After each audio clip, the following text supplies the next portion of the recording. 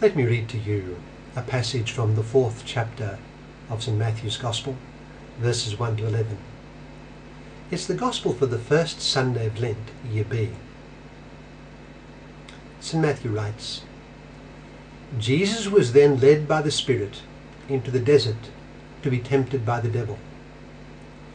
When he had fasted 40 days and 40 nights, he was hungry. The tempter, coming, said to him, "If you are the Son of God, command that these stones become bread." He answered and said, "It is written, not in bread alone does man live, but in every word that proceeds from the mouth of God." Then the devil took him up into the holy city and set him upon the pinnacle of the temple. And he said to him, "If you are the Son of God, cast yourself down. For it is written that he has given his angels charge over you, and in their hands they shall bear you up, lest perhaps you dash your foot against a stone." Jesus said to him, "It is written again, you shall not tempt the Lord your God." Again the devil took him up a very high mountain, and showed him all the kingdoms of the world, and the glory of them. He said to him, "All these will I give you, if, falling down, you adore me." Then Jesus said to him, "Begone, Satan, for it is written, the Lord your God will you adore, and him only will you serve." Then the devil left him, and behold, angels came and ministered to him. That's from Matthew chapter 4, verses 1 to 11. It speaks to us of Christ and Satan. You know, when the Christian peruses the pages of the Old Testament, it is very striking to him how meagre are the references to Satan, to the devil. Satan, ha-satan, meaning accuser or slanderer, understood as the devil or the fiend or diabolos, is rarely mentioned in the Old Testament. And so obvious is this that two authors, Ray and Gregory Mobley, in their book that was published in 2005, page 52, they go to the excess of claiming that the Satan of later imagination is absent in the Hebrew Bible. Well, Satan is indeed present there, but by contrast to its sparse references, in the New Testament, Satan occurs more than 30 times in passages alongside diabolos, referring to the devil. However, despite this paucity of references in the Old Testament, there is therein, in the Old Testament, one striking depiction of the enemy.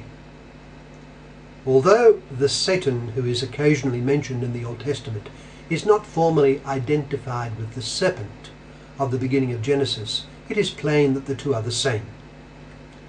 If we compare the few references to Satan in the Old Testament with the intervention of the serpent at the beginning of the book of Genesis, the serpent of Genesis looms far more ominously and devastatingly than does Satan in the other books.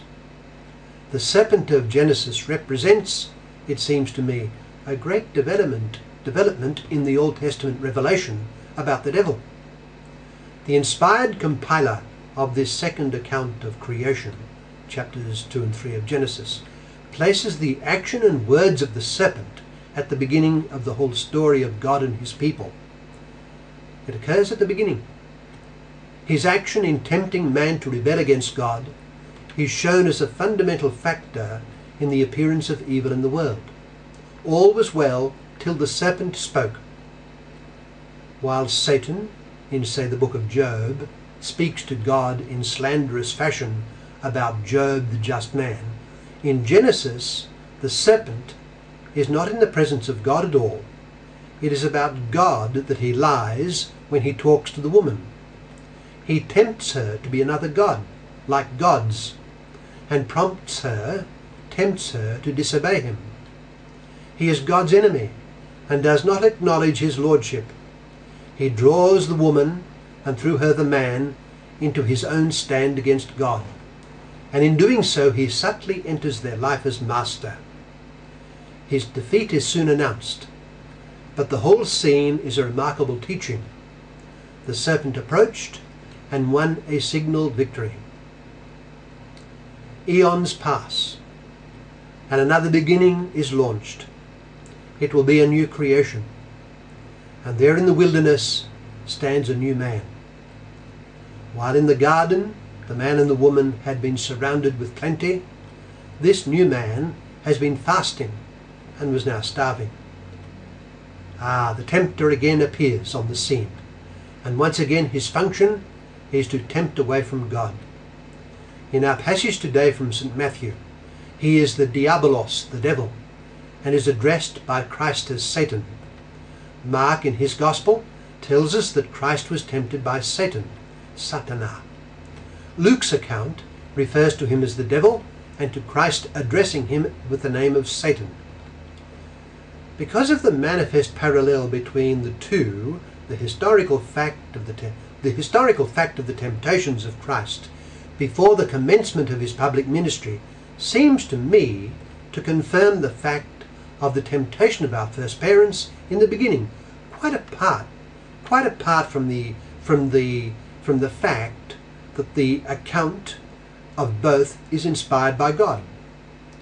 The parallel is so marked, though the upshot of each diverge so radically. The Genesis account of the temptation by the serpent stands out among the sparse references to Satan in the Old Testament, whereas the temptation of Christ by Satan at the beginning of each of the three synoptic Gospels marks the beginning of the presence of the demons wherever our Lord goes in his public ministry. The temptation in the wilderness is not mentioned by John in his Gospel, nor does John have much mention of Christ's combat with the demons in his account of Christ's ministry. His concerns are different. But it is as if at the beginning of our Lord's ministry, as narrated by Matthew, Mark and Luke, we are immediately reminded of what happened at the beginning. With the rebellion of the first man and woman, the world fell into Satan's hands, and instantly his coming defeat was proclaimed. We are reminded in the Gospel that Christ's work will constitute this defeat of Satan, a defeat that begins to take effect from his first encounter with the enemy. The tone of the Gospel is set. A great struggle has been joined, and the enemy will learn that his days are numbered. Our champion is on the scene, armour donned, sword in hand, and nothing will stop him. There are two standards being held aloft. We must decide every day which is the one we shall fall behind. The die is cast, and there is no turning back as far as God is concerned.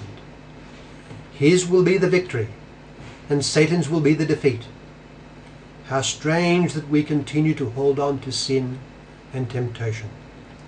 Let us be done with it. Let us work at disentangling our life from all that smacks of sin, no matter how minor. A small and harmless matter is it? If it is sin, it is not harmless. It reeks with the smoke and stench of hell. Let us be done with it then, and take our stand with Jesus.